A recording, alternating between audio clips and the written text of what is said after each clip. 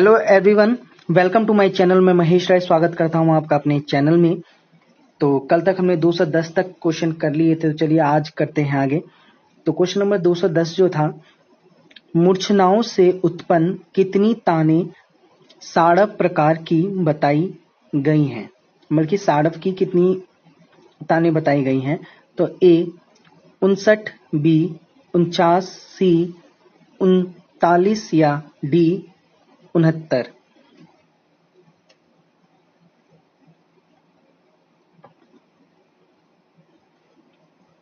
तो इसका जो सही आंसर था वो था बी 49 बताई गई हैं साड़व की। ओके, आगे चलते हैं।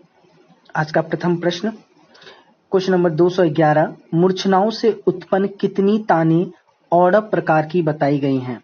ए 15, बी 25, सी 35 या डी 45।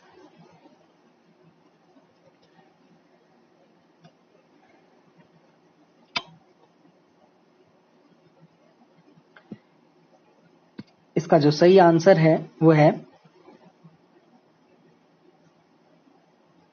सी 35। ठीक है, 35 औड़व की ताने बताई गई हैं। और 45 देखिए टोटल कितनी ताने हैं, 84। हाँ, साड़व में कितनी है, तो साड़व में है 49। ठीक है, औड़व में हो गई प्लस 35। ठीक है, बराबर हो जाएंगी 84। ठीक है, तो ये है इस तरीके से।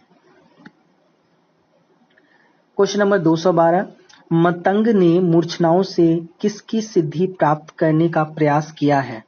ए लय, बी ताल, सी राग या डी पेशकारा।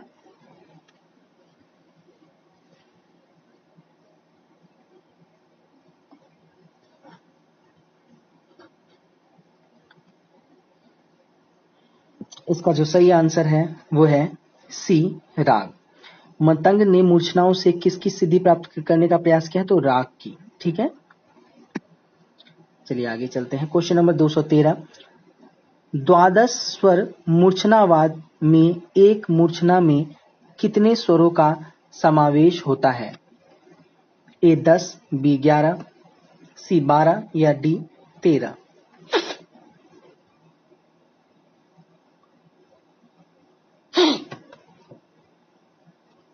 तो इसका जो सही आंसर है वो है 12। ठीक है, मतंग के द्वारा और ये द्वादश माना गया है।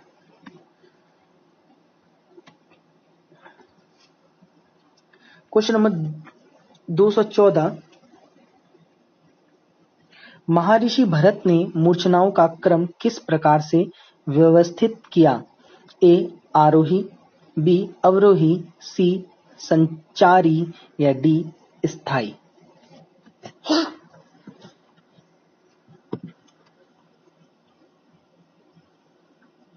तो इसका जो सही आंसर है वो है बी अवरोही। ठीक है, चलिए आगे चलते हैं। क्वेश्चन नंबर 215, मतंग की मूर्छनाओं का क्रम किस प्रकार से है। ए स्थाई, बी अस्थाई, सी आरोही या डी अवरोही। क्वेश्चन नंबर 215 है,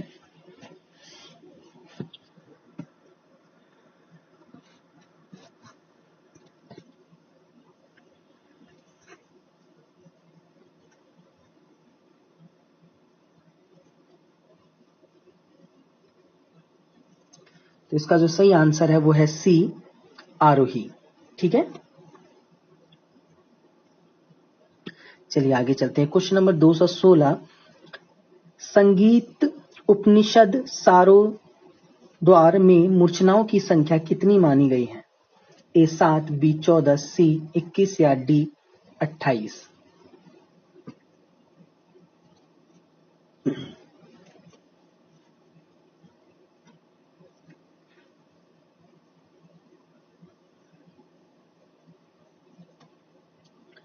और इसका जो सही आंसर है वो है सी 21। ठीक है, चलिए आगे चलते हैं। क्वेश्चन नंबर 217, मतंग कृत बृहदेशी में कश्यप कृत कितने राग बताए गए हैं? ठीक है, मतलब कश्यप कृत होना चाहिए यहाँ पे। मतलब कश्यप ने कितने राग बताए हैं? ए 6, बी 12, सी 18 या डी 24।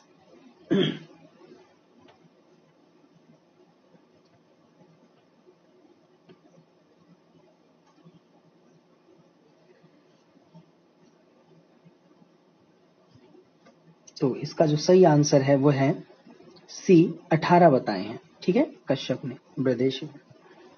आगे चलते हैं। क्वेश्चन नंबर 218, बृहदेशी में वर्णित मतंग के कितने रागों का उल्लेख है?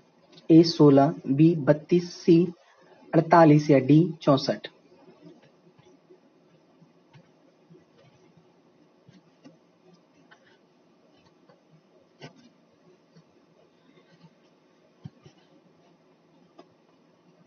इसका सही आंसर है बी 32। ठीक है, इसमें 32 दिया हुआ है, लेकिन इस प्रश्न को लेके थोड़ा सा कंफ्यूजन है मुझे।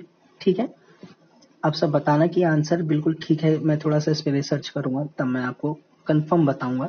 आप सब मुझे बताना कि ये आंसर ठीक है कि नहीं, या इसमें से कुछ और है। ठीक है, कंफर्म होके बताना। और ठीक है, क्वेश्चन नंबर 219,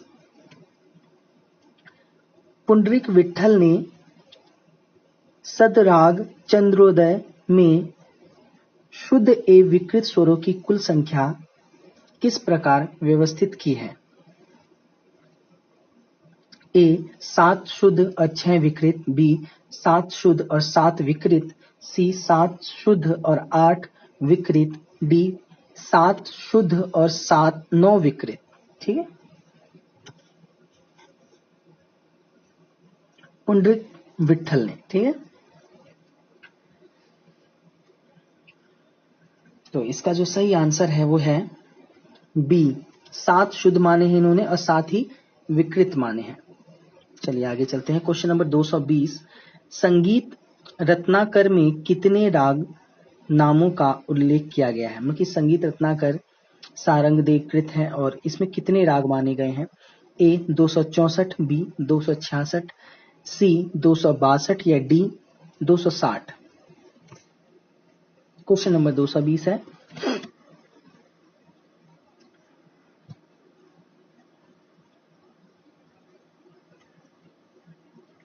आपका सही आंसर है ए 264 माना गया है। ठीक है, संगीत रत्नाकर में 264 रागों का वर्णन है। चलिए आगे चलते हैं। क्वेश्चन नंबर 221, संगीत समय सार में रागों की संख्या कितनी बताई गई है? ए 99, बी 100, सी 101 या डी 105।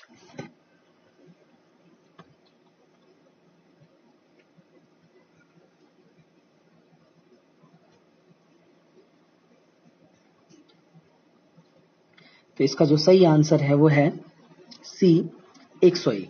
ठीक है, क्वेश्चन नंबर 222, संगीत परिजात में रागों की संख्या कितनी बताई गई है? ए 101, बी 265, सी 103 या डी 122।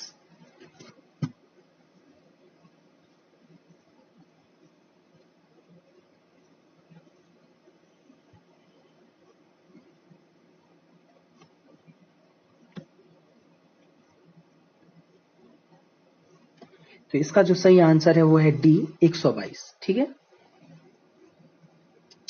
संगीत परिजात में 122 रागों का वर्णन है।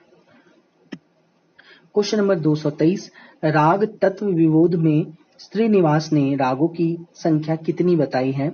ए 103, बी 104, सी 101 या डी 105।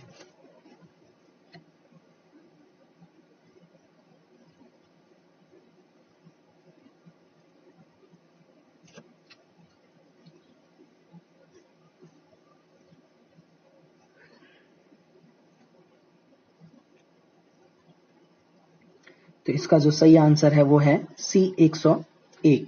ठीक है, और राग तत्व विबोध में कितने ठाट हैं, तो 20 है, और राग विबोध में भी, ठीक है, 20 है ठाट, ठीक है। राग इसमें कितने हैं, राग तत्व विबोध में, तो 101। चलिए आगे चलते हैं। क्वेश्चन नंबर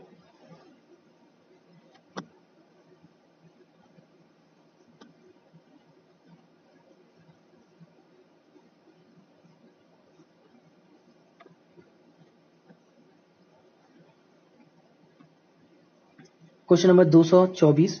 भावभट्ट ने अनूप संगीत रत्नाकर में राग भेद वर्गीकरण में रागों की संख्या कितनी बताई है?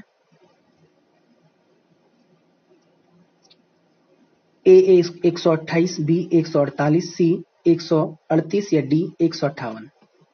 थोड़ा सा हाँ ऐसे होना चाहिए था। आप सबको क्लियर दिख रहा होगा, मुझे उम्मीद है।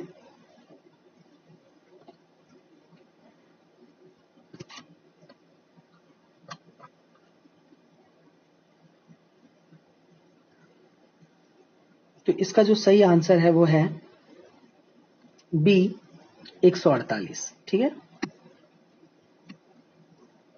चलिए तो क्वेश्चन नंबर 125 पे आ जाते हैं। भावभट्ट ने कुल स्वरों की संख्या कितनी बताई है? ए 32, बी 22, सी 42 या डी 52।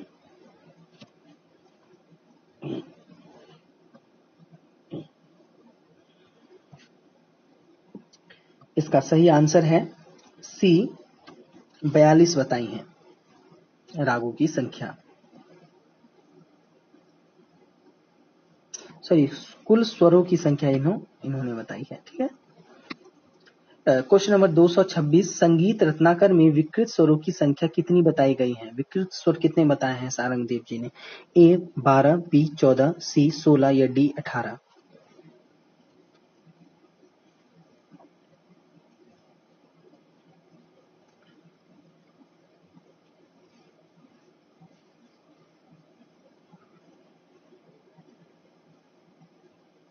तो इसका जो सही आंसर है वो है ए 12, ठीक है। संगीत रत्नाकर में विकृत स्वरों की संख्या 12 है। Question number 227। किस ग्रंथकार ने शुद्ध, कोमल, विकृत तथा तीव्र विकृत स्वरों की कुल संख्या 29 बताई है? ए श्रीनिवास, बी सारंगदेव, सी पंडित अहोबल या डी रामामात्य।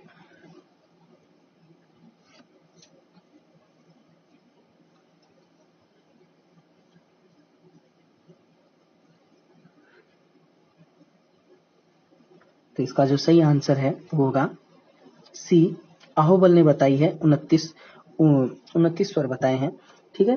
तो 29 स्वर जो इन्होंने बताए हैं उसमें से इन्होंने 7 तो इन्होंने शुद्ध बताए हैं, ठीक है, और 22 विकृत बता दिए हैं, ठीक है। 22 विकृत, तो ये 7 और 22 को जोड़ दोगे तो हो जाएगी आपका 29, ठीक है। तो 22 जो है, 22 में 8 इन्होंने क्या बताए हैं, कोमल बताए हैं, ठीक है। 8 इन्होंने कोमल बताए हैं और 14 तीव्र बताए हैं, ठीक है। तो ये याद रखना। ये शुद्ध कितने बता दिए इन्होंने? शुद्ध बताया इन्होंने ने 7 बताया। अगर पूछा जाता है कि विकृत स्वर कितने बताए हैं अहोबल ने, तो 22 बताए हैं। टोटल स्वर कितने बताए हैं, तो 29 बताए हैं। और तीव्र स्वर कितने बताए, तो 14 बताए हैं। कोमल स्वर कितने बताए, तो 8 बताए हैं। और ये पूछ दिया जाए कि वीणा के स्वरों पे स्थापना करने के टाइम में उन्होंने क्या किया, आंदोलन संख्या निकालने के टाइम में उन्होंने 12 ही माने हैं स्वर, ठीक है। 12 ही स्वर उन्होंने माने हैं। और राग अध्याय में, ठीक है, राग जो अध्याय है इनका, इसमें इन्होंने 19 स्वर का वर्णन किया है, ठीक है। राग अध्याय में 19 स्वर का वर्णन किया है। ये आपको नहीं पता होगा लेकिन मैंने ये पढ़ा है। ये राग अध्याय में इन्होंने 19 स्वर का वर्णन किया। वीणा के जब स्वरों की स्थापना कर रहे थे, आंदोलन संख्या निकाल रहे थे, तो तब इन्होंने 12 ही स्वर माने, ठीक है। और वैसे ही इन्होंने 29 माने हैं, ठीक है। तो इसका सही आंसर होगा सी पंडित अहोबल। चलिए आगे चलते हैं, क्योंकि कंफ्यूजन हो जाता है कि कितना शुद्ध है, कितना कोमल है, विकृत कितना है और टोटल कितना हो गया, तो वो है। और क्वेश्चन नंबर 228, पंचम की आंदोलन संख्या बताइए। ए 270, बी 288, सी 320 या डी 360। पंचम की पूछा है।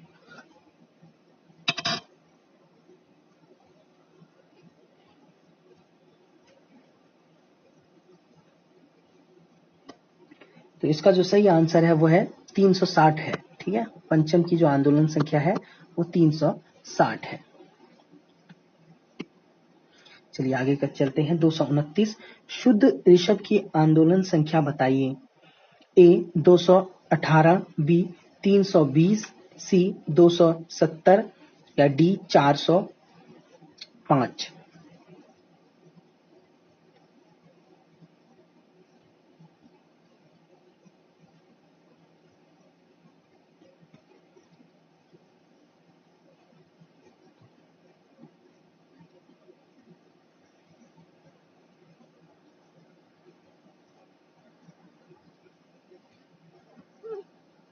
दो मिनट, ये क्या हो।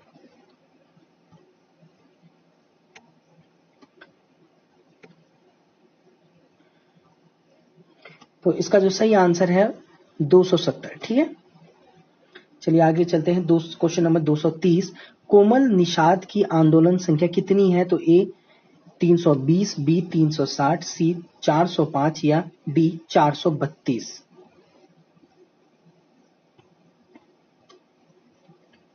तो इसका जो सही आंसर है कोमल निषाद की जो आंदोलन संख्या है वो है डी 432। चलिए आगे चलते हैं। क्वेश्चन नंबर 231, शुद्ध मध्यम की आंदोलन संख्या बताइए। ए 270, बी 360 या सी 320 या डी 405।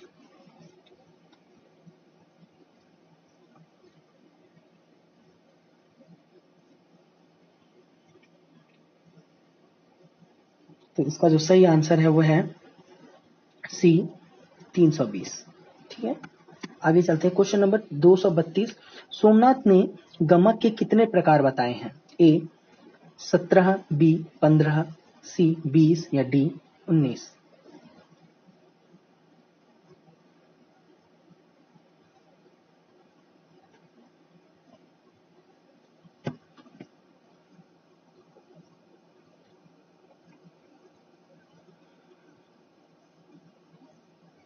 तो इसका सही आंसर होगा 19। ठीक है, सोमनाथ ने गमक कितने बताए, तो 19 गमक बताए हैं। चलिए आगे चलते हैं। क्वेश्चन नंबर 233, संगीत रत्नाकर में गमक के कितने प्रकारों का उल्लेख है। ए 12, बी 13, सी 14, डी 15।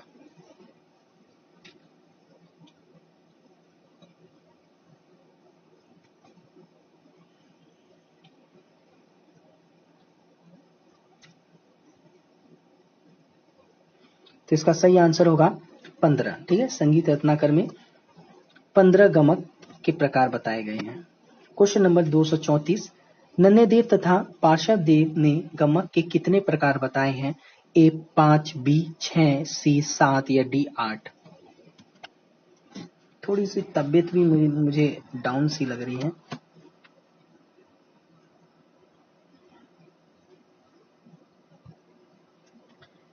तो इसका जो सही आंसर है वो है सी 7। ठीक है, क्वेश्चन नंबर 235, नाट्य शास्त्र में जाति के कितने लक्षण का उल्लेख है। ए 6, बी 7, सी 8 या डी 10।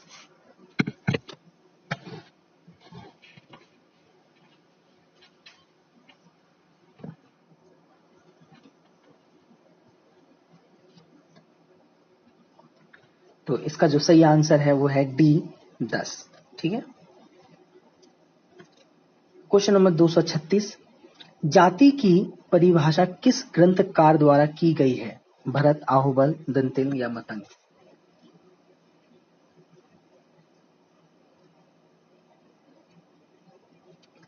जाति की परिभाषा पूछ रहा है। ठीक है,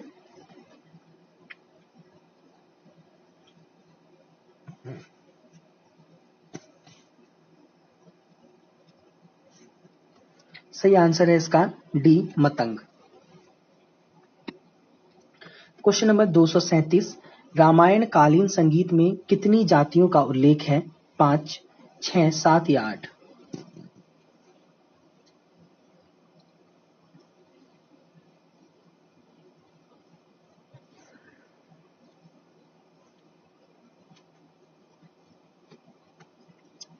तो रामायण काल में 7 जाति मानी गई है। ओके, चलिए आगे चलते हैं। क्वेश्चन नंबर 238, षडस ग्राम के अंतर्गत कितनी जातियां बताई गई हैं? 5, 6, 7 या 8? षडस ग्राम में कितनी जातियां हैं?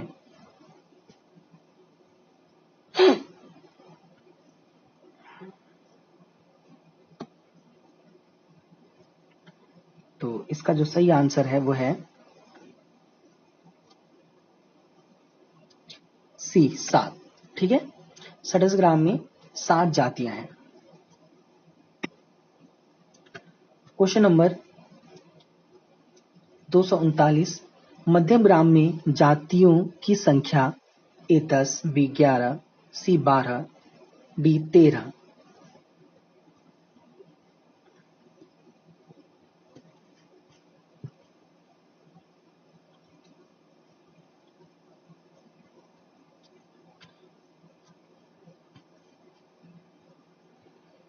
इसका आंसर होगा बी 11। सिंपल सी बात है कि कुल जातियां देखो कितनी है। मध्यम ग्राम जो है हम ना लिख देते हैं सिर्फ यहाँ पे, या मध्यम जो ग्राम है इसको हटाओ पहले। षडज लिखना है हमें पहले। जो षडज ग्राम है, ठीक है, जो षडज ग्राम है, षडज ग्राम में कितनी है? 7। मध्यम ग्राम में कितनी है? मध्यम ग्राम में कितनी है? तो 11 प्लस कर दोगे 18। कितनी कुल जातियां कितनी हो गई? 18।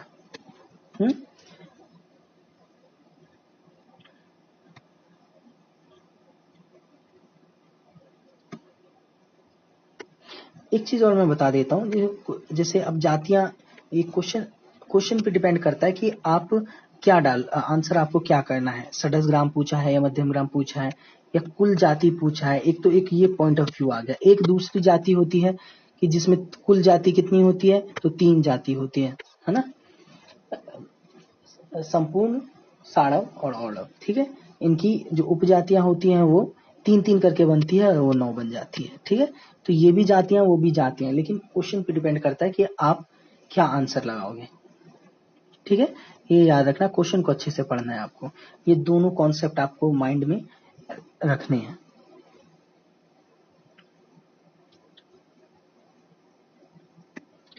क्वेश्चन नंबर 240, षडस ग्राम में शुद्ध जातियों की संख्या कितनी है? ए 3, बी 4, सी 5 या डी 6?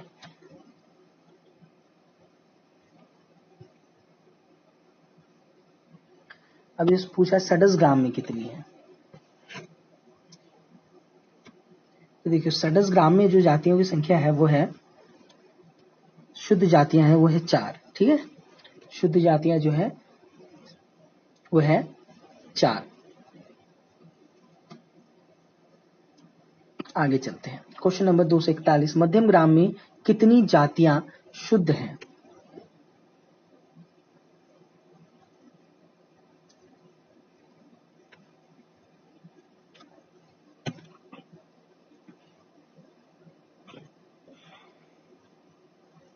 सही आंसर है इसका ए 3 है। ठीक है, देखो ये किसा मध्यम ग्राम का पूछा, षडस ग्राम में कितनी शुद्ध जातियां थी? तो 4 थी। और मध्यम ग्राम में कितनी हो गई? 3। टोटल कितनी होती है शुद्ध जातियां? तो 7।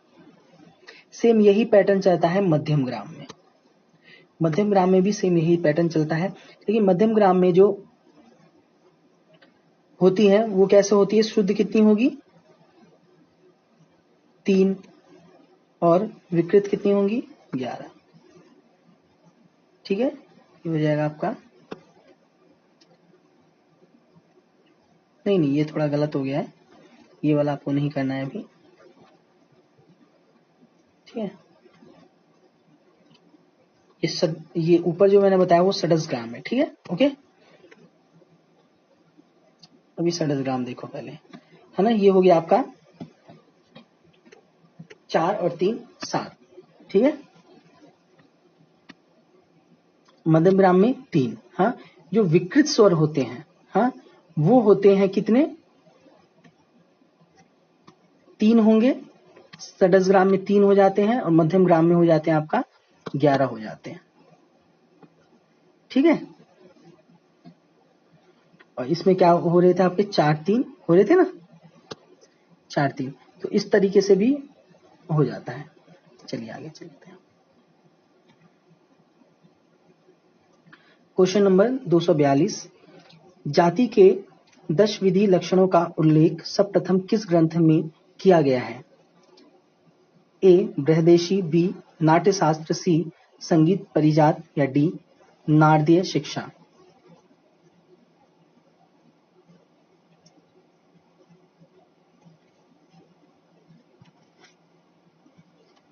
तो जाति की 10 विधि लक्षणों का वर्णन तो भरत ने किया है, ठीक है।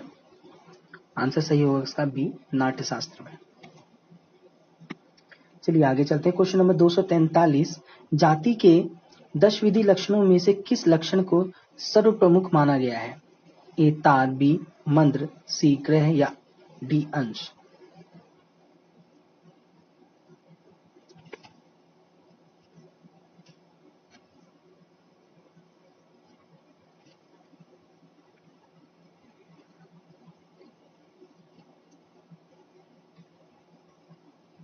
तो इसका जो सही आंसर होगा वो होगा डी अंश को माना गया है।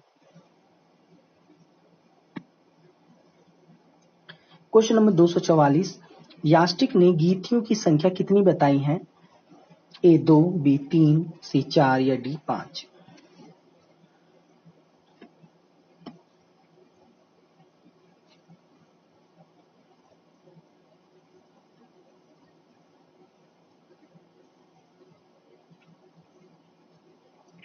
तो इसका सही आंसर होगा 3 बताई हैं गीतियां, ठीक है,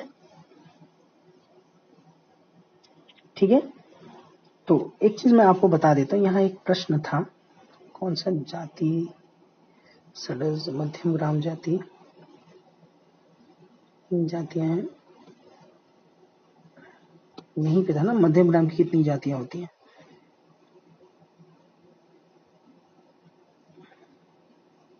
मध्यम ग्राम की शुद्ध जातियां कितनी होती हैं? तो 3 था इसका आंसर।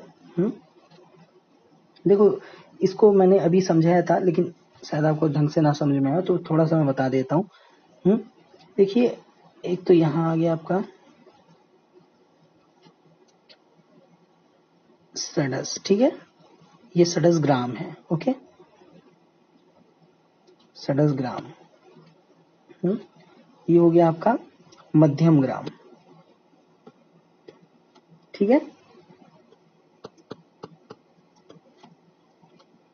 ये हो जाएगा कुल, ठीक है, ये हो जाएगा आपका कुल, ठीक है, जो आपकी जाति बनेगी वो है कुल। तो षडज ग्राम में जो शुद्ध है वो क्या है? शुद्ध जाति कितनी है? 4, ठीक है। मध्यम ग्राम में शुद्ध जाति है, यहाँ ये शुद्ध है, ठीक है, शुद्ध, ठीक है। शुद्ध जाति कितनी है? तो 4। मध्यम ग्राम में कितनी है शुद्ध जाति? तो 3। टोटल कितनी हो गई? तो 7। समझे?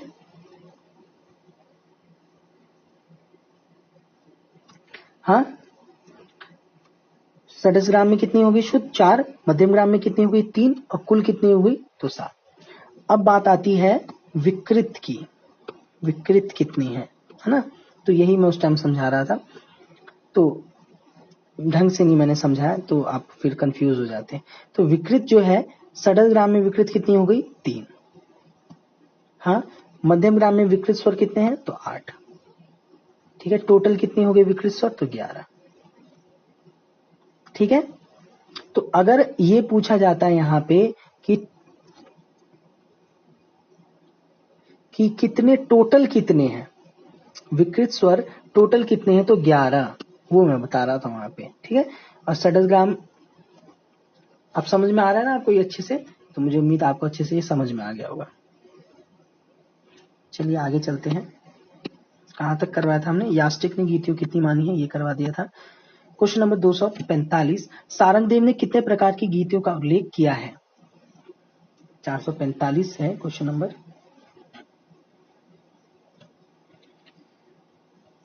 तो इसका जो सही आंसर है वो है सी, 5 प्रकार की।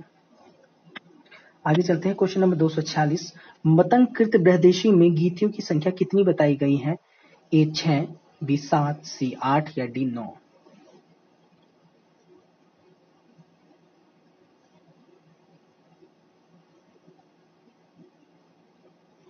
तो इसकी जो सही आंसर है इसका है वो है 7।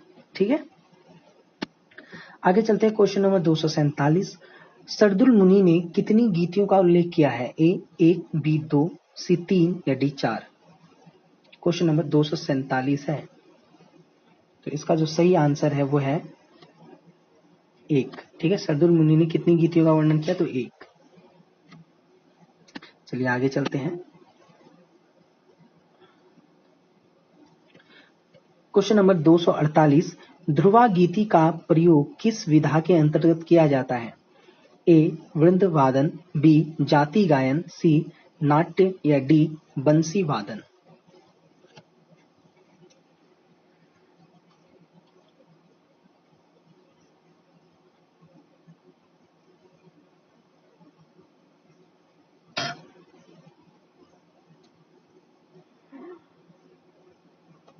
सही आंसर है वो है सी नाट्य। ध्रुवा गीति का प्रयोग किस विधा के अंदर किया जाता है? तो नाट्य के अंदर किया जाता है।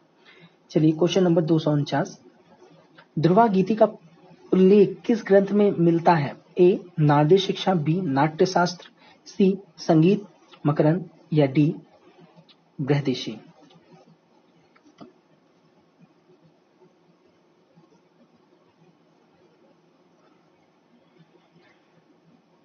ये यहाँ पे संगीत मकरंद लिखा हुआ है। ठीक है, तो ये मतलब कि एडिट गलत हुआ है। तो ये उल्लेख मिलता है, ध्रुवा गीत का उल्लेख किस ग्रंथ में मिलता है? तो नाट्य शास्त्र में मिलता है। ठीक है, चलिए आगे चलते हैं। क्वेश्चन नंबर 250, नाट्य के अंतर्गत प्रवेश प्रसंग पर गाए जाने वाले गीत को क्या कहा जाता है? ए प्रसादिकी, बी स्थाई, सी प्रवेशिकी या डी निष्क्रमिकी?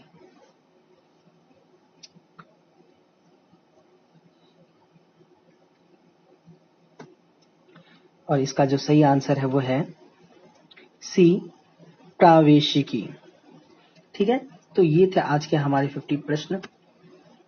मुझे उम्मीद है आप सभी को अच्छा लग रहा है तो चैनल को सब्सक्राइब कीजिए, लाइक कीजिए, बेल आइकन को प्रेस कीजिए। कोई भी प्रॉब्लम हो तो वो कमेंट करके आप पूछ सकते हैं। बाकी डिस्क्रिप्शन में मैंने अपने टेलीग्राम का लिंक दे दिया है, तो आप वहां से जुड़ना चाहते हैं तो जुड़ सकते हैं।